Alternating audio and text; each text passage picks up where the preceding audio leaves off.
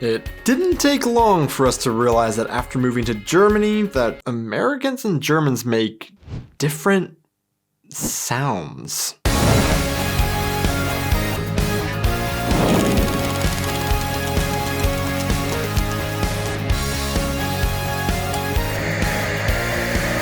Hey guys, and welcome back to our channel. I am Donnie, and along with my wife Aubrey, we are two Americans currently living in Germany with our baby, sharing all of our experiences living and traveling throughout Europe.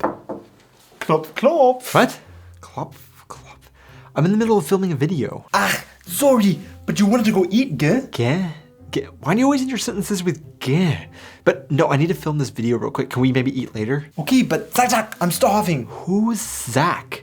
But do you just want to go ahead and order something and then maybe we can just eat it whenever I get done filming? Nee, I will just wait for you. I'll see you in a bit. Oh! Okay, yeah. One thing that we didn't quite expect when moving to Germany was just how many interjections, random noises people make, or onomatopoeias would be totally different in Germany than those that we were used to in the US. And that's exactly what I'm going to talk about today in our video. A couple of rounds of weird German sounds. Let's talk about that first onomatopoeia we just heard. Klopf, klopf. That was one of the first things we learned in Germany that made me laugh to learn how Germans and Americans, I guess, interpret the way a sound would be said. Americans like me would not interpret that noise as klopf, klopf, but rather knock, knock. It was also interesting for me to learn that in both English and German, the verb being done is the same as the onomatopoeia. In English, to make a knock knock, then you are knocking. And in Germany, when you make a klopf klopf, you are doing the verb klopfen. But what really got me was the first time that I learned that what Americans call knock knock jokes are called Klopf, Klopf, Witze in German. Hey Tade, klopf, klopf. Ja, wer ist da? Ich bin's. Of course, saying Klopf, Klopf joke I think sounds funniest because it sounds just so close to knock knock joke, but almost as if it's just being said in a silly voice to make the joke funnier. But besides onomatopoeias, we hear a lot of interjections that Germans make in conversations that we had just never heard before.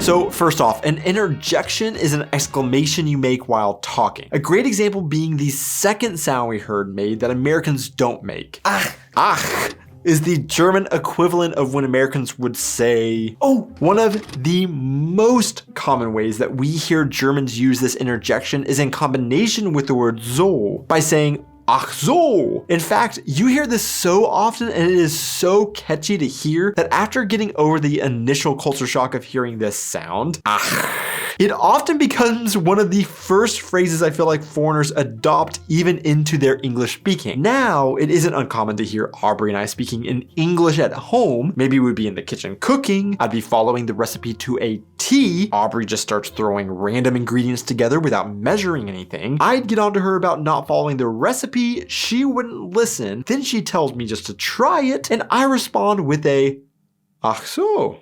That's pretty good, as I am proven that she knows what she's doing. That was a weirdly specific example, almost like it happens all the time.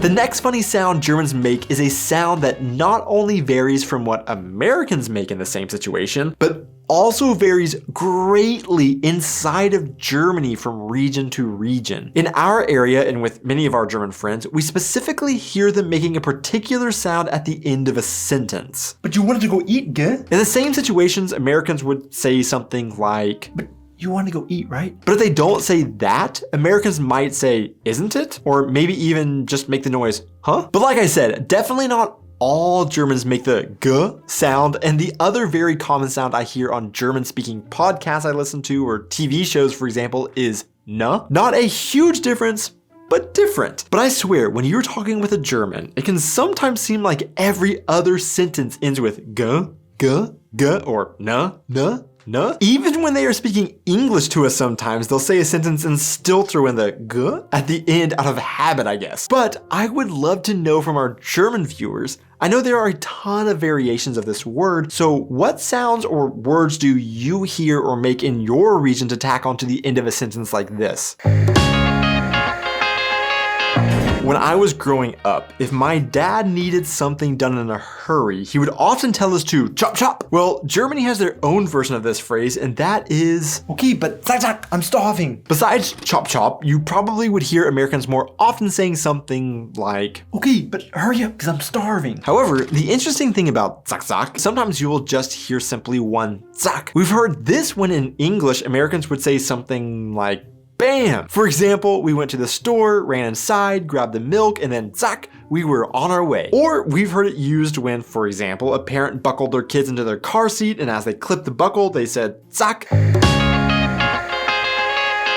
When we first moved to Germany, I used the word nein almost exclusively when answering a question negatively until I noticed that I didn't actually hear Germans simply using nein all that often. And in both German and English, there are a multitude of different ways of saying no to give off different tones. Rather than nein, one thing I hear Germans using all the time is instead, Nee. to be honest, this sound or word isn't that far off from the casual way Americans would say Nah. but there is just something about nee that is a bit komisch to hear, and I think, at least for me, it has something to do with the fact that it sounds a bit like the American sound for a horse, which is neigh. There is also the aspect where I think Americans have their only exposure to the German word nein for no from movies and TV shows in which they almost only ever hear it sounding something like this. Nein, nein, nein, nein, nein, nein, nein! So when Americans hear the reality of the German language, which is a little softer and maybe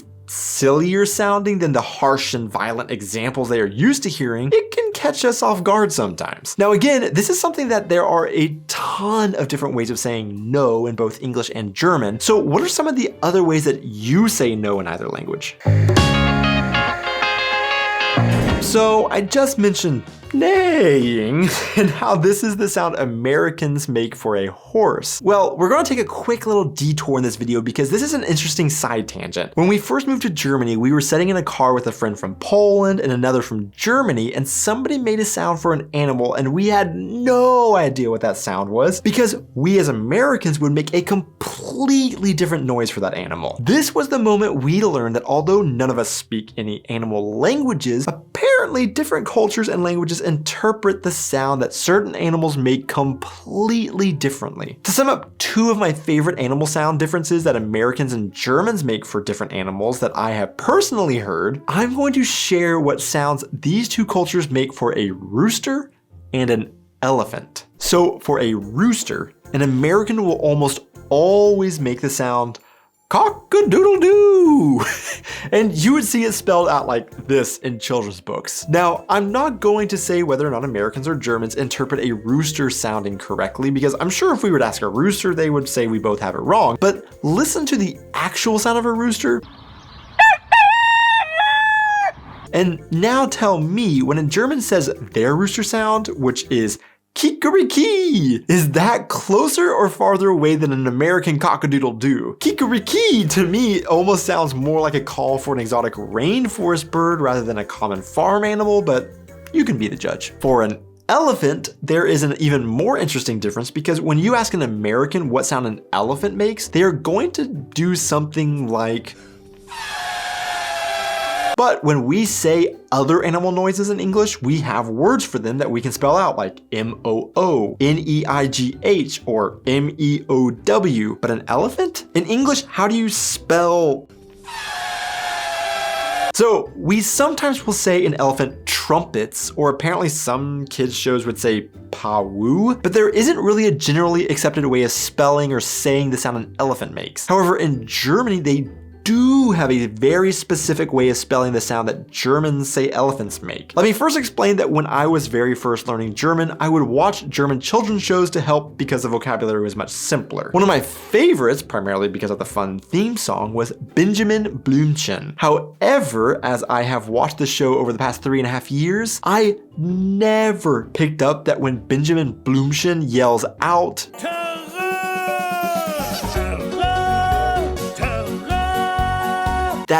that was the apparent sound an elephant makes in German and is spelled like this. I legit just thought that was some catchphrase of Benjamin and I just didn't understand what the word meant yet. But there you have it. Ask a German what sound an elephant makes and you'll be told.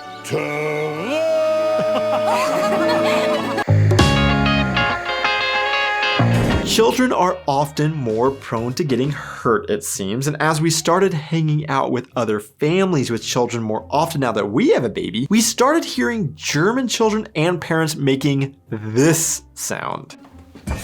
Ow! In the US, Americans in the same situations will instead sound like this.